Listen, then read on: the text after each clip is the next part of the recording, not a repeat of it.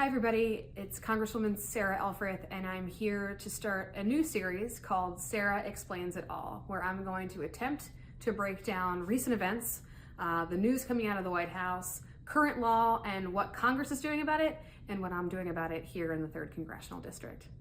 So let's start with the memo that came out of the White House on Monday night announcing a pretty ambiguous freeze on all federal grants and loans, and then a second memo that came out Tuesday that further exacerbated the chaos and confusion among local governments, nonprofits that are serving our community, hospitals, community colleges, Boys and Girls Club, a big just sense of confusion and anxiety across this country, in my district, but in red districts as well. Now, subsequently, just yesterday, there was a third memo rescinding the original memos. It's all very, very confusing. And let me just start by saying that as a member of Congress, I'm not getting any kind of secret memo explaining the memos. I know, unfortunately, just as much as you do, and the American public knows what's being printed in the newspaper of the communications coming out of the White House. Now, let me explain to you a bit about current law as it relates to Congress's power of the purse. There's something called the Impoundment Control Act of 1974 that reiterates Congress's power of the purse. We appropriate funds through the budgetary process. And of course, everybody remembers from their civics class that the executive branch spends that money.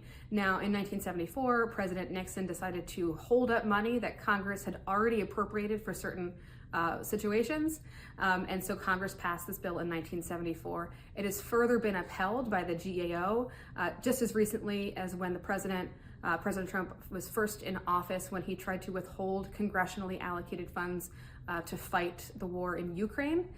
So recent history also holds up that the Congress, again, has the power to appropriate funds, and the President must spend those funds.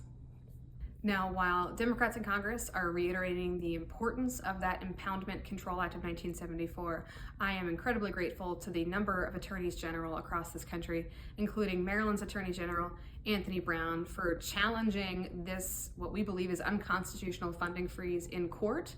And now 2 judges have put a freeze on the freeze, and this will be playing out in court next week.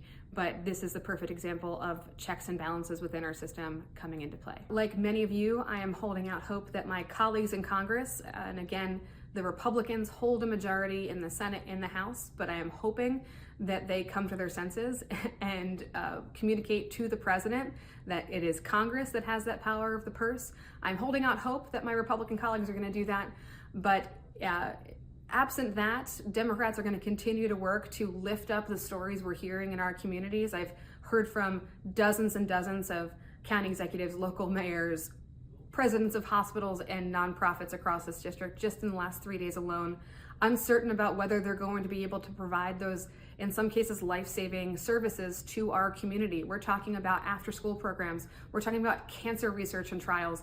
We're talking about, again, community college funding. I'm hard-pressed to think there are many people in the 3rd Congressional District who in some way wouldn't be impacted by this, we believe, unconstitutional freeze. And so what I've been doing, in addition to meeting with my Democratic colleagues from across the country on a regular basis, making sure we're getting the word out about what this freeze means to our communities, we are fielding those calls one at a time from within the community. We are then reaching out to the executive branch and trying to unfreeze, unlock that money. We've been successful on a number of occasions. We're going to continue to do so. But folks, this is going to be 4 years, unfortunately, of chaos, confusion. My job as your member of Congress is to communicate everything that I know and continue to fight for our communities, our resources, and everything that you deserve. And thus wraps up the first segment of Sarah Explains It All. My millennial friends will get the reference. We're going to try to do this on a regular basis just to make sure that we are communicating with our constituents. Again, trying to make sense of what's going on coming out of the White House, a little bit about current law, and what we're doing to stand up for our communities.